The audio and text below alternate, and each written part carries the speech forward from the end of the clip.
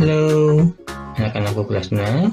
Assalamualaikum warahmatullahi wabarakatuh. Sampurasun. Berjumpa kembali dengan Bapak Bambang Herlambang dari SDN 8 Cisireh, Kauripan, Pajajaran, Purwakarta. Pertemuan kali ini kita akan membahas tema 9, subtema 3, pembelajaran ke-5. Tujuan pembelajaran: 1. Mengetahui rahasia di angkasa luar dari masa ke masa. 2. Membuat konstruksi patung sederhana.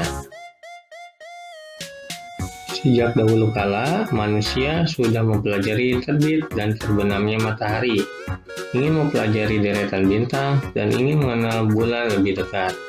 Di Wiltshire, Inggris ditemukan Stonehenge yang diperkirakan ada sekitar 2000 sebelum Masehi.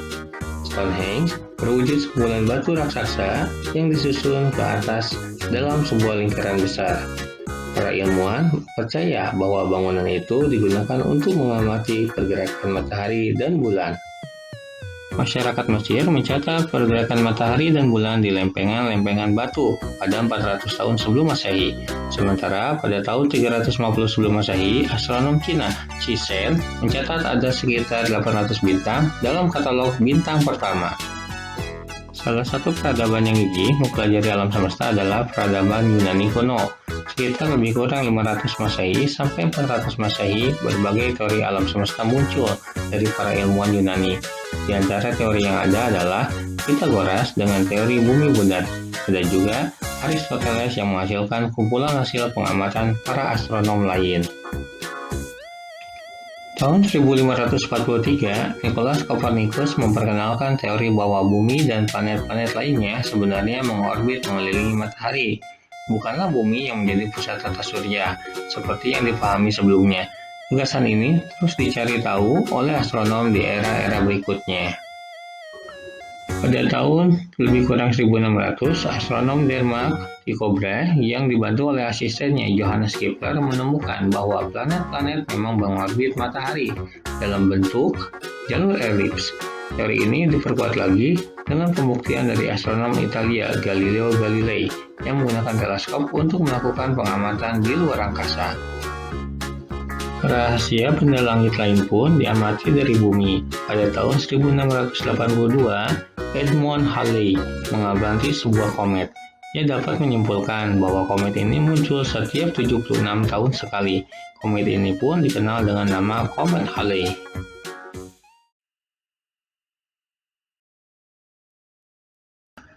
Planet-planet dalam tata surya juga dikenal dan dipelajari secara bertahap. Uranus ditemukan pada tahun 1782 oleh William Herschel.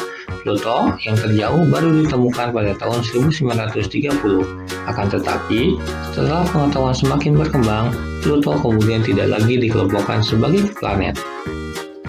Berbagai alat dikembangkan sejak teleskop dimanfaatkan oleh Galileo untuk mengamati angkasa luar. Pada tahun 1918, teleskop Hooker mulai dioperasikan. Edwin Hubble menggunakannya pada tahun 1920-an untuk membuat banyak penemuan. Semakin jelas wujud benda di angkasa luar ketika pada tahun 1990, teleskop angkasa luar Hubble dikirim memasuki orbit di angkasa luar.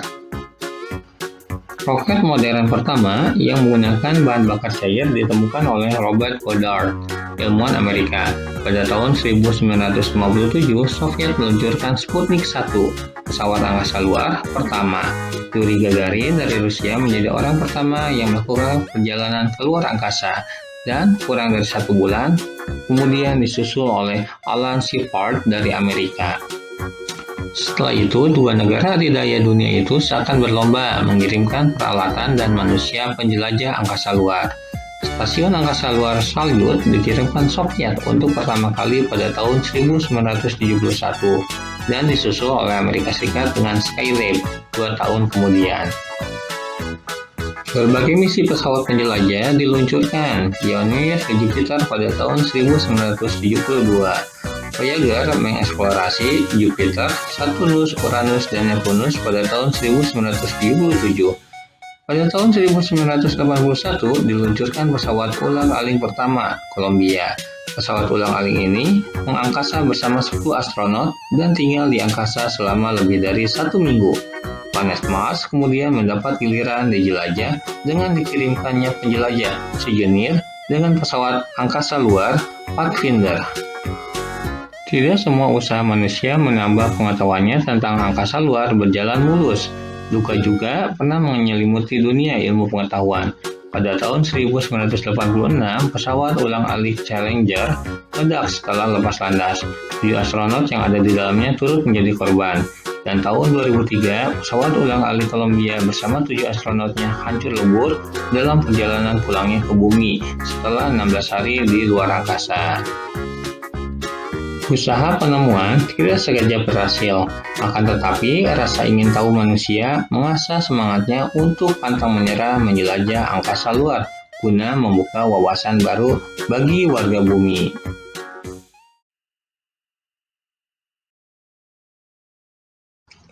Membuat patung dengan teknik merakit atau konstruksi memiliki beberapa kelebihan dibanding dengan teknik lainnya, seperti memahat, membentuk, atau membutsir. Membuat patung dengan teknik konstruksi dapat menggunakan bahan apa saja yang ada di sekitar yang mudah didapat. Teknik konstruksi dengan menggunakan bahan bekas baik berupa kertas, plastik, kayu, dan logam akhir-akhir ini banyak mulai dijumpai. Dari patung dengan teknik sangat sederhana sampai patung yang memiliki tingkat kerumitan yang tinggi banyak mulai dibuat. Berikut ini adalah salah satu cara membuat patung konstruksi roket sebagai salah satu kendaraan keluar angkasa yang dapat kamu jadikan contoh sebelum kamu merancangnya sendiri. 1. Tentukanlah alat dan bahan yang akan digunakan. Kamu memerlukan kertas karton bekas, rol bekas kertas tisu, lem perekat, gunting, penggaris, dan cat air. 2. Potong kertas karton bekas dengan ukuran 10 cm x 10 cm. Dirikan rol tisu tepat di tengah kertas. Untuk memperkuat, gunakan lem kertas untuk merekatkan rol tisu dengan kertas karton. Perekat kertas digunakan agar nantinya pada saat pengecetan, cat dapat menempel dengan baik. 3. Potong kertas karton bekas, lalu bentuklah menjadi kerucut.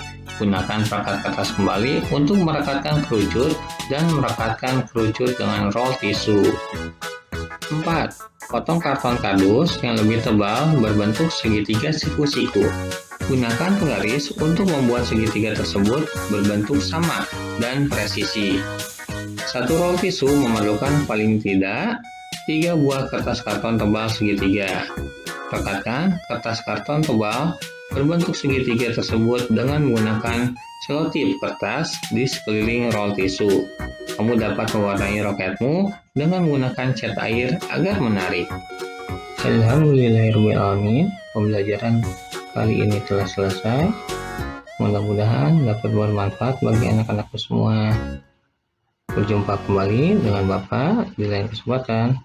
Wassalamualaikum warahmatullahi wabarakatuh.